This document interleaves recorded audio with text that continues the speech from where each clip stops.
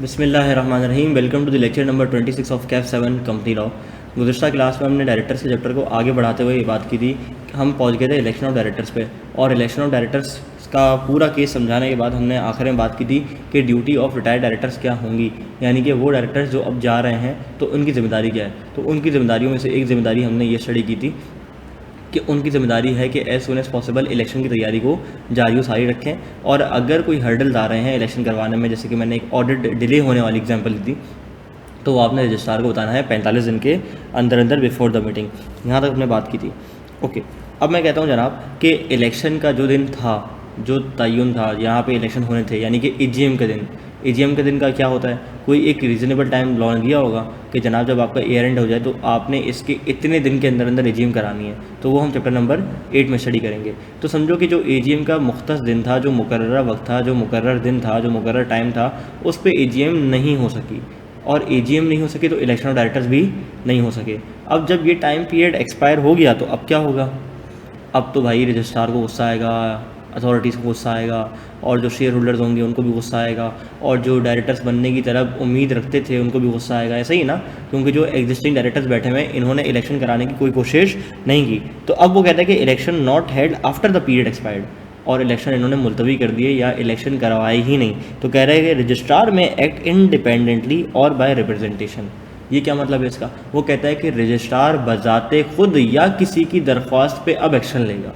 बजाते खुद ऐसे रजिस्ट्रार देखेगा, जनाब फला कंपनी एबीसी कंपनी है, इसकी एजीएम की डेडलाइन थी 15 अप्रैल, नहीं हो सकी एजीएम, ज़रा बुलाओ, इनको बुलाओ, डायरेक्टर साहब को बुलाओ, और ज़रा इनकी पेटी लगाते हैं, और अब मैं खुद इससे एक्शन लेके एजीएम करवाऊंगा। हो सकता है रजिस्ट्रार खुद करवा दे, ठीक है। या हो सकता है कि कोई नुमाइंदे कंपनी में से उठें, कोई शेयर होल्डर्स कंपनी में से उठें और कहें देखो जो ऊपर डायरेक्टर बैठे हुए हैं ये एजीएम नहीं करवा रहे, आप प्लीज़ इनको ज़रा निकालिए यहाँ से और ख़ुद एजीएम करवाइए, ठीक है जी। तो वो कहता है कि वो लोग जिनके पास 10% या उससे ज़्यादा वोटिंग पावर है, वो लोग जिनके पास बजाते खुद इंडिविजुअल या इन एग्रीगेट मिला के 3-4 लोग, 10 लोग, 12 लोग, 15 लोग, जिनके पास 10% ज़्यादा वोटिंग पावर है, वो जाएंगे रजिस्ट्रार के पास और कहेंगे रजिस्ट्रार साहब अन्याय हुआ है और मीटिंग नहीं हो रही है, आप प्लीज़ मीटिंग कॉल करवा दें। उसके बाद क्या होगा, रजिस्ट्रार डायरेक्ट कर देगा कि भाई एजीएम करवाई जाए फ़ौरन, या ईजीएम करवाई जाए।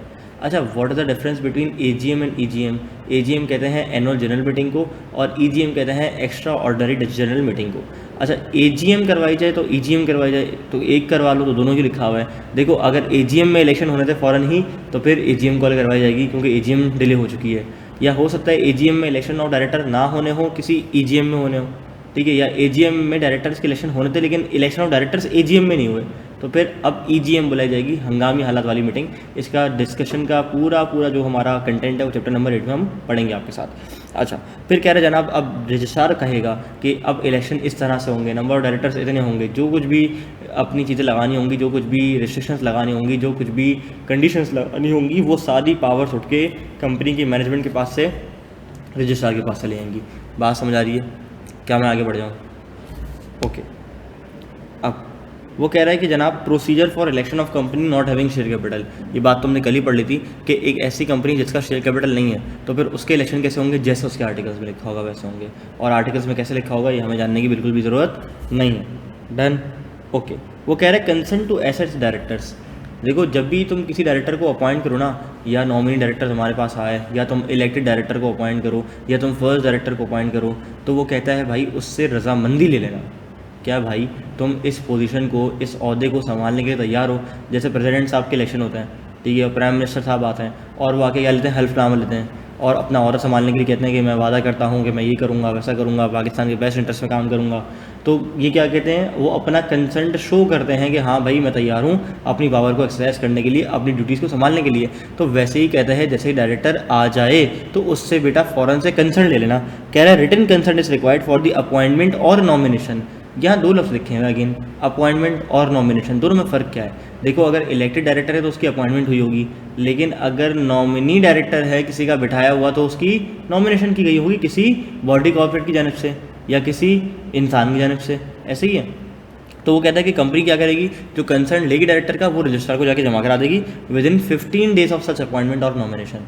यानी कि इलेक्शन के, अगर इलेक्शन से आए सारे डायरेक्टर्स तो इलेक्शन के 15 दिन के अंदर अंदर, और जिस वक्त जिस बंदे ने नॉमिनेट किया तो उसके भी नॉमिनेशन के 15 दिन के अंदर अंदर उसका कंसल्ट लेके रजिस्ट्रार के पास जमा करा देगी। डन। अब ये छोटी छोटी चीज़ें ये आपने याद करनी होती है। ये एग्जाम में कैसे पूछ लेगा, बताओ भाई कंसल्ट लेके डायरेक्टर्स का किसको जमा कराना है, SECP को, कोर्ट को, रजिस्ट्रार को, या कंपनी की मैनेजमेंट को।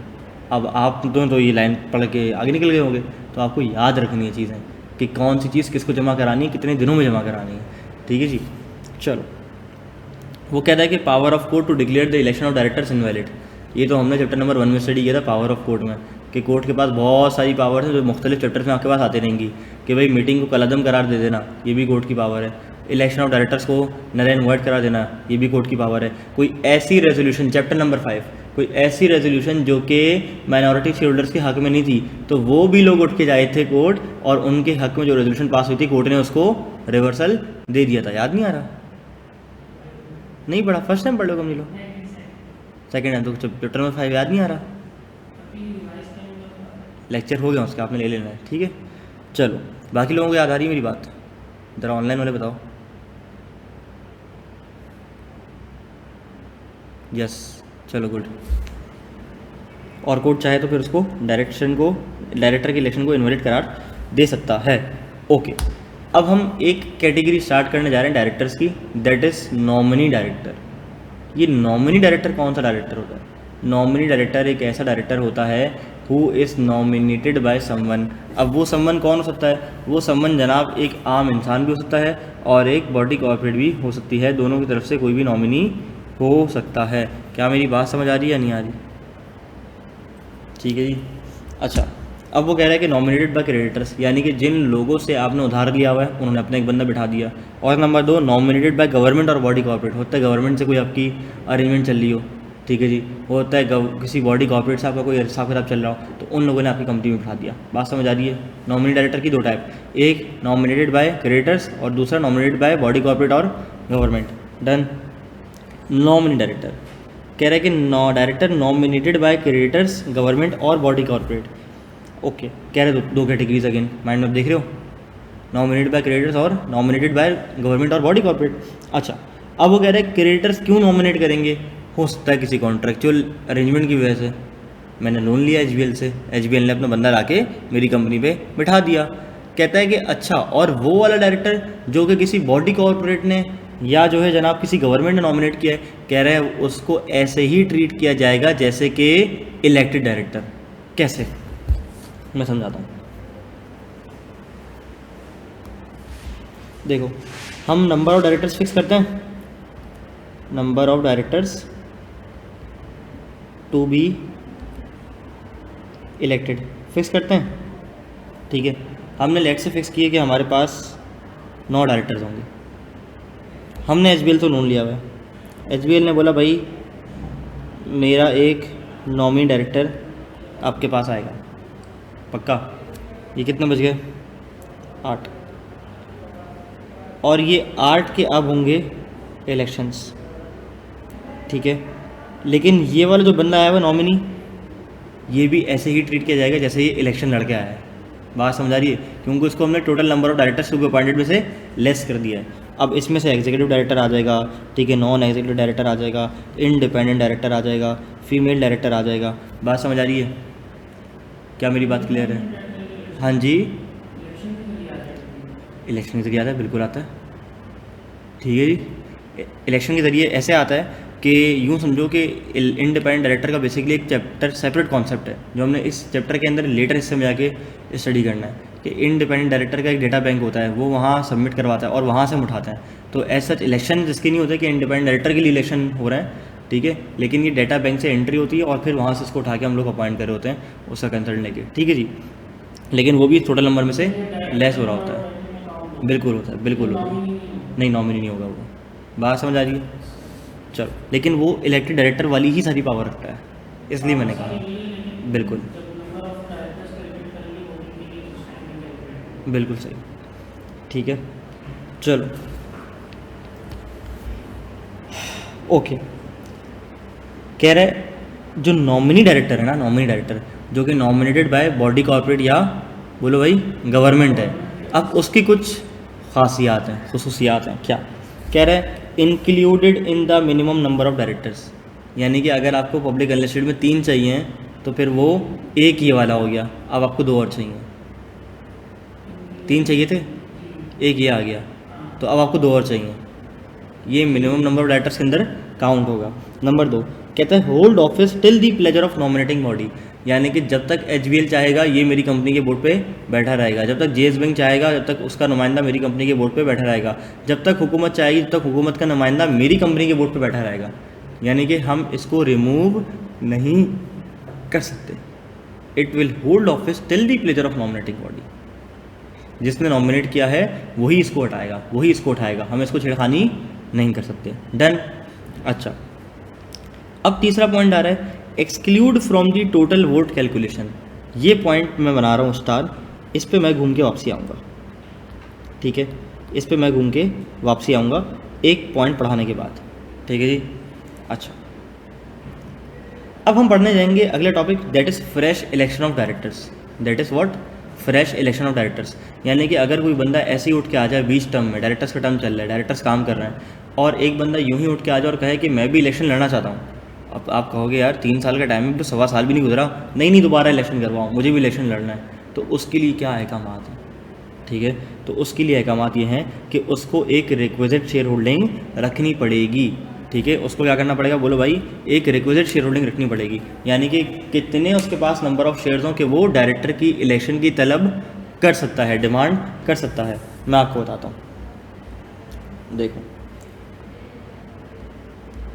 हम पढ़ने जा रहे हैं फ्रेश इलेक्शंस ऑफ डायरेक्टर्स, ठीक है।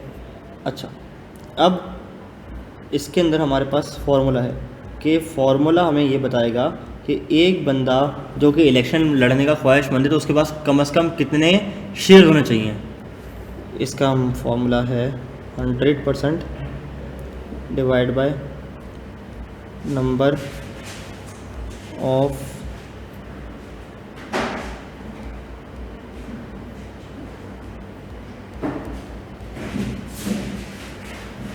डायरेक्टर्स। डन। अच्छा, मुझे बताओ, अगर मैं 100% को न्यूमरेटर में रखूं और डिनोमिनेटर में रखूं नंबर ऑफ डायरेक्टर्स, लेट से मेरे पास 7 हैं, तो इसके पास रिक्विजिट शेयरिंग कितनी आएगी? 14.28। चेक करो।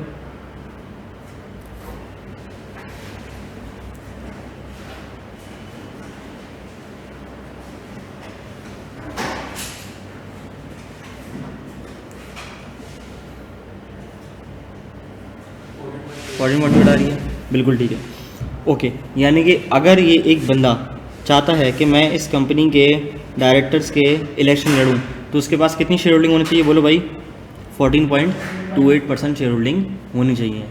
डन। अच्छा, ये तो चीज़ हमने सीख ली। अच्छा, और अगर मैं कहूँ कि इसके पास कितने नंबर ऑफ शेयर्स होने चाहिए, तो फिर मल्टीप्लाई कर दो नंबर ऑफ शेयर्स से। कितने शेयर्स होने चाहिए? ऑथराइज शेयर कैपिटल, बिल्कुल सही है, ठीक है जी। चलो, ये हमने निकाली रिक्विजिट शेयर होल्डिंग की परसेंटेज, ठीक है जी।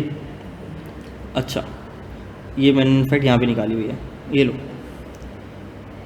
इसके तुम्हारे पास मेथड है 2, रिक्विजिट शेयर होल्डिंग निकालने के मेथड तुम्हारे पास 2, ठीक है जी। नहीं बेटा, वो अलग चीज़ है।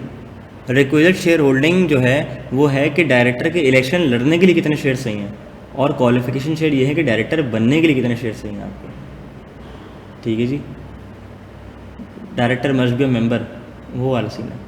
बात समझ आ रही है? चलो, मैं कह रही कि रिक्विजिट शेयर होल्डिंग क्या क्वालिफिकेशन शेयर्स जैसे ही हैं? तो देखो, रिक्विजिट शेयर होल्डिंग का कॉन्सेप्ट जो है वो डिस्कस हो रहा है फ्रेश इलेक्शन के लिए, और क्वालिफिकेशन शेयर ये है कि डायरेक्टर बनने के लिए कितने शेयर चाहिए आपको, कि एक डायरेक्टर के पास कम से कम इतने शेयर होने चाहिए हैं। बात समझ आ रही है? अच्छा, अब आ जाओ, how to calculate requisite share holding. सबसे पहले इसका मेथड आ रहा है नंबर ऑफ शेयर्स का। इसके पास है formula paid up share capital divide by total number of directors for the term, यानी कि आपने रखना है अपना पेड अप शेयर कैपिटल, उसको डिवाइड कर देना है अपने number of directors for the term से, तो आपके पास आ जाएगा क्या, नंबर ऑफ शेयर्स रिक्वायर्ड। ज़रा मुझे बताओ कि अगर एक कंपनी का पेड अप शेयर कैपिटल है 2 मिलियन, उसके नंबर ऑफ डायरेक्टर्स हैं 7, मुझे बताओ ज़रा उसके नंबर ऑफ शेयर्स रिक्वायर्ड कितने आएंगे एक बंदे के, कि एक बंदे के पास मिनिमम इतने शेयर्स होने चाहिए। 285 714 कर देना इसको, या 715 कर देना, चलो इसको डन। अच्छा, अब मेथड नंबर 2 जो मैंने आपको बताया, अगर मैं इसको एज अ परसेंटेज निकालूं तो 100% divide by number of directors for the term, ये कितना आया था 14.28%, डन।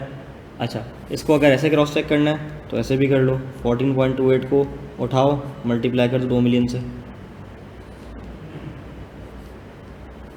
कितना आ रहा है बताओ, ये आ रहा है 285,714, हाँ यही आ रहा है ना, मतलब इसको तुम परसेंटेज को जो पूरा होल नंबर है उसमें ले जाओगे तो तुम्हारा पास पूरा आंसर टैली कर जाएगा। बात समझ आ रही है क्या, यहाँ तक आप लोग मेरे साथ हो? चलो अब आ जाओ आगे, fresh election of directors.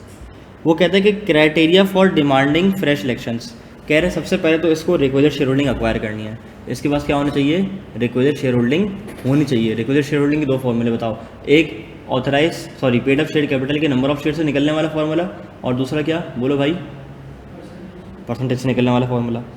Okay, उसके बाद वो कहता है कि number of directors fixed shall not be decreased, कह रहे कि एक दफ़ा जब डायरेक्टर्स ने नंबर ऑफ शेयर्स फिक्स कर दिए तो वो अब उसको डिक्रीज नहीं कर सकते। कैसे, वरना इसके साथ ज्यादती हो जाएगी। मिसाल के तौर पे ये शहजादा गया, ये बैठे हुए थे कमरे में डायरेक्टर्स, ठीक है, ये राउंड टेबल बैठे हुए थे बहुत सारे डायरेक्टर्स, ये शहजादा गया पूछने के लिए भाई मैं डायरेक्टर बनने का ख्वाहिशमंद हूँ, आप बताओ मैं क्या करूँ। इन्होंने कहा कि एक काम करो शहजादे, तुम रिक्विजिट शेयर होल्डिंग लेके आ जाओ और फ्रेश इलेक्शन डिमांड कर लो। कम्युनिकेट ने कहा हुआ है कि आप रिक्विजिट शेयर होल्डिंग लेकर आओ और फ्रेश इलेक्शन डिमांड कर लो। अब इसने देखा कि भाई कितनी शेयर होल्डिंग चाहिए, तो पता ये चला कि 14.28% शेयर्स इसके पास होने चाहिए। अब इसने कहा अच्छा, बड़ी जोड़ तोड़ की, पैसे जोड़े और बड़ी मुश्किल से 14.28% शेयर होल्डिंग लेके आ गया और कहा ओहो मैं आ गया। उन्होंने बोला अच्छा हमारे पास एक और प्लान है। उन्होंने बोला भाई दरअसल देखो बात ये है कि हमारे बोर्ड का काम ना बढ़ गया, तो नंबर ऑफ, बल्कि काम बढ़ नहीं गया, काम हमारा हो गया कम, ठीक है। तो हम चाह रहे हैं कि हम इसके बाद, इस टर्म के बाद जो नंबर ऑफ डायरेक्टर्स रखे ना यार वो कर दें 5। तो अब तो भाई तुम्हारा काम नहीं बनता। अब बताओ रिक्विजिट शेयर होल्डिंग कितनी हो गई, 20% हो गई। अब ये क्या करे, मर जाए, तो इसके साथ क्या हो जाएगा, गलत हो जाएगा। बात समझ आ रही है। तो इसलिए उन्होंने कहा कि आप क्या करोगे, नंबर ऑफ डायरेक्टर जो आपने फिक्स कर दिए वो आप रिड्यूस नहीं करोगे। अच्छा, time limit must hold election with in 13 days, यानी कि अगर ये रिक्विजिट शेयर होल्डिंग लेकर शहजादा पहुंच गया है और कहता है कि जनाब मैं रिक्विजिट शेयर होल्डिंग लेकर आ गया हूँ, अब आप इलेक्शन करवाओ, तो डायरेक्टर्स के ऊपर जिम्मेदारी है कि वो कम अज़ कम 30 दिन के अंदर अंदर लाजमी क्या करते हैं, इलेक्शंस करवा लें। बात समझ आ गई। चलो अब एक काम करो, सवाल नंबर 8, 9, 10, 11 ये करो, ठीक है। स्टार्ट हो गया फातिमा बेटा, बाकी हजरात चलो, जिसने कर लिया बहुत अच्छी बात है, जिसने नहीं किया प्रैक्टिस क्वेश्चन के सोल्यूशन पोर्टल पर डाल दूँगा, कोई मसला नहीं है, कोई मुश्किल नहीं है, माफ़ी मुश्किल हजरत। चलो एक पॉइंट ऊपर छोड़ के गया था, नॉमिनी डायरेक्टर्स में से एक पॉइंट छोड़ के गया था, हाँ नॉमिनी डायरेक्टर्स में से, ठीक है जी। चलो अब एक मिसाल लेता हूँ। हो सकता है कि गवर्नमेंट ने मेरी कंपनी में कोई इन्वेस्टमेंट की हो और कोई बड़ी इन्वेस्टमेंट की हो। क्या चीज़, क्या,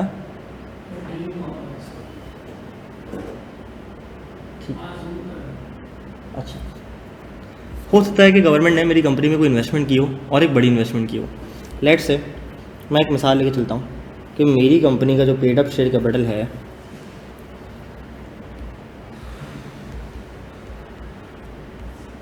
वो है तकरीबन 2 मिलियन, ठीक है। मेरी कंपनी के जो नंबर ऑफ़ शेयर्स हैं वो 10 रुपये का एक है, तो बताओ नंबर ऑफ शेयर्स कितने होंगे? 200,000। ऐसा ही। अच्छा, मेरी कंपनी में जो नंबर ऑफ फिक्स्ड डायरेक्टर्स हैं वो हैं लेट से 5। मुझे ज़रा बताओ, मुझे इस इंफॉर्मेशन से रिक्विजिट शेयर होल्डिंग निकाल के दे दोगे? रिक्विजिट शेयर होल्डिंग निकाल के दे दोगे?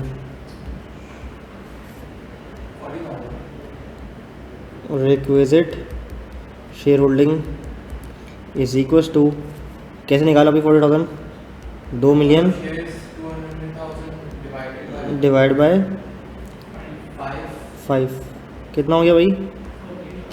40,000। डन। 400,000। एक सेकेंड, 4 लाख शेयर आपने, बिल्कुल सही, 4 लाख आ गया। 4 लाख शेयर आपने लेना है। डन है, पक्की बात है।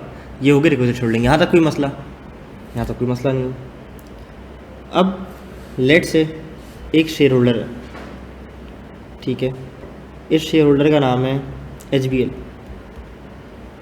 ठीक है, इस शेयर होल्डर का नाम है HBL। HBL ने मेरी कंपनी में की हुई है क्या भाई? शेयर होल्डिंग एक्वायर की हुई है। ये है मेरा शेयर होल्डर। और अगर मैं तुमसे ये पूछूं कि यहाँ हाथ क्या, ज़रा मुझे बता दो कि कितनी परसेंट बनती है, तो परसेंटेज बता दोगे? 100% डिवाइड बाई 5 20% बनता है? 20%। 20% बनता है, ठीक है, ओके। 20% क्या है मेरे पास? रिक्विजिट शेयर होल्डिंग बनती है। अच्छा, अब HBL चूँकि मेरा शेयर होल्डर है तो इसके पास चैप्टर नंबर 5 शेयर कैपिटल वाले तमाम राइट्स हैं। Right to attend, right to vote at general meeting, और तमाम के तमाम राइट्स इसके पास क्या हैं? आ गए हैं। अब मुझे बताओ, मैं बहुत आसान करके समझा रहा हूँ, थोड़ा सा टेक्निकल इंग्लिश है, ये समझ लो, समझ आ जाएगी। मैंने दोबारा से बता दूं कि मैंने नंबर ऑफ़ शेयर्स निकलवाया, पेड अप शेयर कैपिटल निकलवाया और रिक्विजिट शेयर होल्डिंग निकलवा ली, और मैंने बताया कि HBL मेरा एक शेयर होल्डर है। अब HBL के पास है मेरे कंपनी के 25% शेयर्स। कितने? बोलो भाई। 25% शेयर्स हैं, 25% शेयर्स हैं, ओके। अब मुझे बताओ कि HBL के पास कितनी वोटिंग पावर आ गई? 25% वोटिंग पावर HBL के पास आ गई, क्योंकि 25% शेयर उसके पास, तो 25% वोटिंग पावर भी उसके पास। अच्छा, HBL ने कहा मैं आपकी कंपनी पे अपना एक नुमाइंदा बिठाना चाहता हूँ, तो HBL ने यहाँ से एक नुमाइंदा उठाया, ठीक है। क्या हो रहा है? ये आईपैड बहुत मस्तियाँ कर रहा है, मुझे लग रहा है स्क्रीन फारे हो गई इसकी। 3 बज चल गया ना, बहुत हो गया इसके लिए।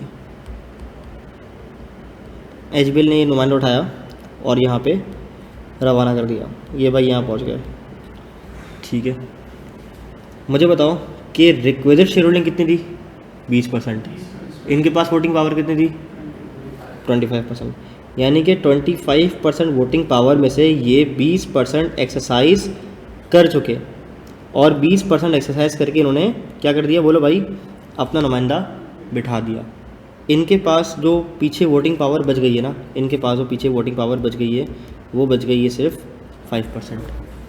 अब आओ पढ़ो, कह रहे हैं the number of votes as are proportionate to the number of votes required to elect the director if they had offered themselves for election. अगर उन्होंने अपने आप को खुद इलेक्शन के लिए नॉमिनेट किया होता, shall stand excluded from the total number of votes available to nominating body at an election of directors. अब जब इलेक्शन ऑफ डायरेक्टर्स होंगे, तो हमने क्या कहा था कि हर बंदे के पास कितने वोट्स होंगे? बताओ, number of directors to be elected multiply by number of shares. अब मुझे एक बात बताओ कि इसके पास नंबर ऑफ शेयर्स कितने थे? यहाँ कितने थे? 25% मल्टीप्लाई बाय करो, हाँ करो ज़रा, 2 मिलियन को 2 लाख को 50% निकालो, कितना हो गया? 5 लाख हो गया। इसके पास 5 लाख शेयर्स है, इज्जत के साथ जी रहा था अपनी ज़िंदगी। अब ये 5 लाख वोट किसी भी डायरेक्टर को डाल सकता था, एक भी, या 5 लाख के 5 लाख वोट किसी भी डायरेक्टर से बांट सकता था, लेकिन इसने मस्ती की 20% से एक बंदा बिठा दिया। बताओ कितने परसेंट वोट हो गए? बताओ ना, कितना हो गया? हाँ बताओ, 4 लाख हो गया। 4 लाख हो गया, 4 लाख से इसने अपना बंदा बिठा दिया। अब बताओ उसके पास कितने वोट बच गए? 1 लाख बच गए। अब ये 1 लाख वोट एक्सरसाइज करके किसी भी डायरेक्टर को दे सकता है, 1 लाख वोट किसी भी डायरेक्टर में बांट सकता है, एक में भी या सब में भी। बात समझ आ रही है? तो अब ये नॉमिनी डायरेक्टर में अंदर ये वाला पॉइंट समझ आया कि nominee director is deemed to be elected director, ये मिनिमम नंबर ऑफ डायरेक्टर्स में भी काउंट होगा, होल्ड करेगा office till the pleasure of nominating body और एक्सक्लूडेड फ्रॉम वोट कैलकुलेशन। बात समझ आ रही है? अब समझ आई? अब अंग्रेजी पढ़ो इंशाल्लाह मुश्किल नहीं लगेगी।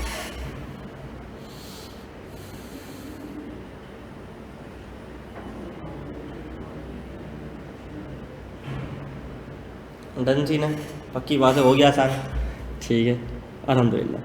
वो हम लोग अकाउंटेंट्स हैं ना, तो न्यूमेरिकल जब तक सामने नहीं है तो मज़ा नहीं आता।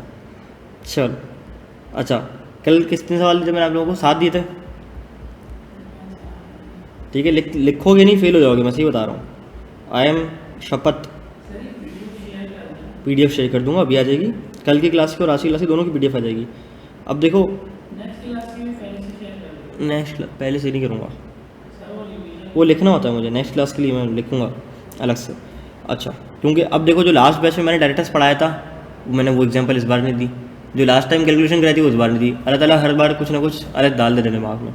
ठीक है, तो कुछ एग्जांपल्स हैं बिल्कुल बेसिक जो आपने रीड करनी है और इसी के ऊपर सॉल्व करनी है। कुछ आपने रीड करनी है और इसी के ऊपर सॉल्व करनी है, और बाकी आपने सवाल जो हैं वो सॉल्व करने रिटन में, और फिर मुझे चेक करवा देना है। अपना आंसर चेक करना, ऑसेस करना अपने आप को, तो फिर क्या करना है, वीडियो सोल्यूशन पोर्टल पे आ जाएगी, वो देख लेनी है।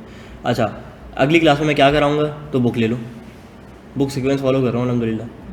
हाँ, बुक सीक्वेंस फॉलो कर रहा हूँ, तो बुक यहाँ पड़ी हुई क्या 7 की, उठा लो जाकर। हंसते रहोगे तो फिर अगली टाइम में लेनी पड़ेगी। अब मुझे पता नहीं है इसका, वो मैंने कल भी बच्चों को दिखाई थी, वो इस पर आ रही होगी।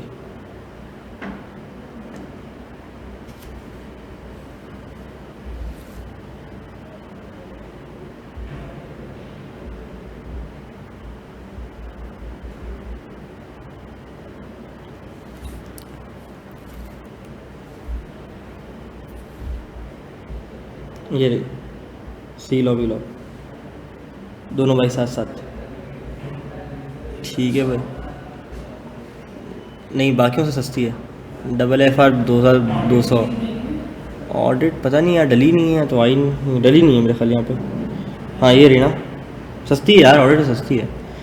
ठीक है, MFA से भी सस्ती है। सबसे जो महंगी किताब है ना, वो ये देखो। नहीं भाई, BFD। ठीक है, ये भी आपके भाई ने अल्हम्दुलिल्लाह बनाई है, प्यारे प्यारे हाथों से। तो ये है, डन है, पक्की बात है। ओके, कह रहा है vacation of office of directors. एक डायरेक्टर अपना दफ्तर कब छोड़ेगा, कब कहेगा मैं जा रहा हूँ, मेरा और आपका सफ़र यहीं तक था। कह रहे हैं number 1, if he become ineligible to be appointed as a director. एक डायरेक्टर अपॉइंट हो गया था, उसके बाद वो अनसाउंड माइंड हो गया। अब ये थोड़ी हो सकता है कि एक डायरेक्टर अपॉइंट हो गया और फिर वो माइनर हो गया, नहीं, एक बार मेजर हो गया फिर माइनर नहीं हो सकता। तो becomes ineligible to appointed as a director. हो सकता है टैक्स रिटर्न फाइल नहीं किया हो, FBI ने उसका रिकॉर्ड सारा ख़त्म कर दिया हो, या NSC एक्सपायर हो गया हो, या कोई भी ऐसी नॉन कम्प्लाइंस हो गई हो जिसकी वजह से ही becomes ineligible to appoint as a director. Listed company थी और हाँ लिस्टेड कंपनी थी और उसकी कॉर्पोरेट ब्रोकरेज हाउस खुद खोला हुआ था या बेगम के नाम पे खोला हुआ था, पकड़ा गया। बात समझ आ रही है? कह रहा है number 2, absent 3 consecutive meetings without leave. कह रहा है वो 3 कंसेक्यूटिव मीटिंग से लगातार टुल्ला मार ले without seeking leave absence. Done. चलो number 3, except loan and guarantee in contravention of the companies act. कह रहे हैं जब आपने लोन दे रहे हैं ना डायरेक्टर को, तो वो कंपनीज एक्ट के तहत देने हैं। ठीक है, कंपनी एक्ट के तहत देने हैं, एक लिमिट में देने हैं, प्रॉपर अप्रूवल करवाना है शेयर होल्डर से और फिर जाके देना है। लेकिन अगर आपने इनसे किए बगैर ऐसे ही डिसबर्स कर दिए, पैसे निकाल के इसको दे दिए, तो फिर डायरेक्टर्स को बोला जाएगा बेटा आप फारे हुए हो, आप उठो चले जाओ। और नंबर 4 कहते हैं कि एक्सेप्ट करें वो office of profit without sanction. Without sanction का मतलब है विदाउट प्रायर प्रॉपर अप्रूवल। कह रहे कि वो अगर अप्रूवल के बगैर ऑफिस ऑफ प्रॉफिट अर्न करते हैं तो इसका मतलब है वो फारिग हो जाएंगे। अब सवाल ये आता है कि भाई what is mean by office of profit. तो ऑफिस ऑफ प्रॉफिट का तस्करा जो है ना चैप्टर नंबर 10 करता है, ऐसा ही है। चैप्टर नंबर 3 बोलता है ऑफिस ऑफ प्रॉफिट एक्सेप्ट नहीं करेंगे, और chapter number 3 office of profit को बताता नहीं है। फिर हम इसके लिए जाना पड़ता है चैप्टर नंबर 10। तो आपको चैप्टर नंबर 10 में ना जाना पड़े इसके लिए मैं चला गया और हमने यहाँ पे एक्सट्रैक्शन लगा दी। ऑफिस ऑफ प्रॉफिट का मतलब क्या होता है। कहता है कि ऑफिस ऑफ प्रॉफिट का मतलब होता है in relation to a director, इसका मतलब कोई ऐसी पोजीशन जिसके लिए डायरेक्टर रिसीव करता है remuneration in addition to a director, यानी कि डायरेक्टर को डायरेक्टर की रेम्यूनरेशन के अलावा कुछ भी मिले तो वो ऑफिस ऑफ प्रॉफिट है। क्या? डायरेक्टर को डायरेक्टर की रेम्यूनरेशन के अलावा जो कुछ मिलता है वो क्या है? ऑफिस ऑफ प्रॉफिट है। जैसे कि salary, fees, commission, perquisite, rent free accommodation, खाना पीना, अय्याशी, घूमना फिरना, जो कुछ भी मिल रहा है वो ऑफिस ऑफ प्रॉफिट है। तो कहते हैं जनाब डायरेक्टर्स को ना आपने सिर्फ डायरेक्टर फीस देनी है और कुछ नहीं देना है। अगर आप डायरेक्टर को और कुछ दे रहे हो तो उसके लिए आपको प्रायर अप्रूवल लाजमी चाहिए। बात समझ आ रही है? चल, कहते हैं कि in relation to other individuals, firms और कंपनीज, यानी कि CEO, CFO, कंपनी सेक्रेटरी, बाकी लोगों के लिए ऑफिस ऑफ प्रॉफिट का मतलब है कि वो किसी भी किस्म की रेम्यूनरेशन लें तो वो ऑफिस ऑफ प्रॉफिट कहलाई जाती है। ये कंपनी सेक्ट में लिखी हुई है। बात समझ आ रही है? तो ऑफिस ऑफ प्रॉफिट का मतलब क्या है कि in relation to a director अपनी रेम्यूनरेशन के अलावा जो कुछ लेगा वो ऑफिस ऑफ प्रॉफिट है, और in relation to other individuals जो कुछ भी लें वो सारा सारा ऑफिस ऑफ प्रॉफिट है। बात समझ आ रही है? डन सीन है? यहाँ तक किसी को कोई मसला, कोई परेशानी, कोई प्रॉब्लम? अदर इंडिविजुअल जो कुछ ले रहे हैं वो सारा के सारा ऑफिस ऑफ प्रॉफिट है। चलिए, remuneration her cheese remuneration of any kind. Done. अच्छा, हमने लगा लिया अपना हिसाब किताब यहाँ तक, ऑफिस ऑफ प्रॉफिट तक। तकरीबन हमारा आधा चैप्टर तो यहाँ पे हो गया है, ठीक है जी। And out of how many pages? 25 page हम कवर कर चुके हैं आउट ऑफ आर 54 पेजेस। तो लगभग के करीब हमारा कोई आधा चैप्टर हमारा हो चुका है, ठीक है। लगभग क्या हो चुका है हमारा भाई? आधा चैप्टर हमारा हो चुका है। ओके, अगला कॉन्सेप्ट है हमारे पास रिमूवल और डायरेक्टर्स को कैसे रिमूव किया जाएगा, उसके ऊपर प्रैक्टिस क्वेश्चन वगैरह हैं वो हमने करने हैं। ओके, और उसके बाद हमारे पास कुछ थियोरेटिकल एरिया हैं, सिर्फ रट्टे वाले हैं, सीधे सीधे स्ट्रेट फॉरवर्ड हैं, डिस्कस करना है, उसको रीड करना है, आगे बढ़ना है, ठीक है। और याद भी आप लोगों ने करना ही है ऑब्वियसली। फिर non exit director, independent director, तो बस फिर उसके बाद इंडिपेंडेंट डायरेक्टर का डेटा बैंक कैसे मेंटेन होता है, सब कुछ होता है। तो उसके लिए पूरे माइंड मैप्स के साथ, तैयारी के साथ हम लोग आपके पास आगे मुलाकात करेंगे।